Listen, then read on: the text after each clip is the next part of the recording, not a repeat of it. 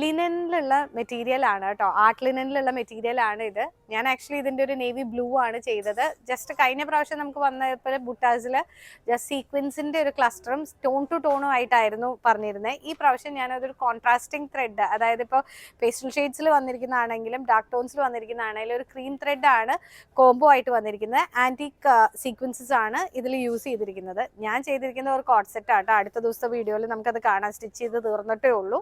അപ്പോൾ അന്നേരം നമുക്കത് കാണാം. ഇതിൻ്റെ റേറ്റ് വരുന്നത് 275 ആണ് പെർ മീറ്റർ. കംഫർട്ടബിൾ ആയിട്ട് വെയർ ചെയ്യാം. ഞാൻ ഈ ഡാർക്ക് ടോൺ നേവി ബ്ലൂ ആണ് തയ്ച്ചിരിക്കുന്നത്, പക്ഷെ ഞാൻ ലൈനിങ് ഇല്ലാതെയാണ് ചെയ്തിരിക്കുന്നത്. അത്ര ഇഷ്യൂസ് ഒന്നും ഇല്ല. ഞാൻ കാരണം ബോഡി ഫിറ്റ് ഒത്തിരി ഹഗ്ഗിങ് ആയിട്ട് ടൈറ്റ് ഫിറ്റ് ആയിട്ട് ഇടാറില്ല. ഞാൻ ചെറിയൊരു ലൂസ് കൊടുത്തിട്ട് കംഫർട്ടബിൾ ഫിറ്റ് ആയിട്ടാണ് നോർമലി ഇടാറുള്ളത്. അപ്പം അങ്ങനെ വരുന്നതിന് ലൈനിങ് ഇല്ലെങ്കിലും വലിയ ഇഷ്യൂ ഇല്ലയെന്ന് എനിക്ക് തോന്നുന്നു. ഇന്ന് ഞാൻ ജസ്റ്റ് ഒന്ന് ട്രയൽ ഇട്ടിട്ടാണ് പോകുന്നത്, അതുകൊണ്ടാണ് അത് പറയാൻ കാരണം.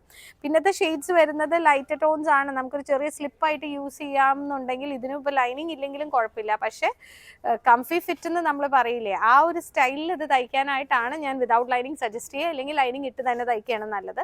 ബോട്ടം പാരലൽ ഫോംസിലാണ് ചെയ്യണമെങ്കിൽ ലൈനിങ് ഇടണ്ട.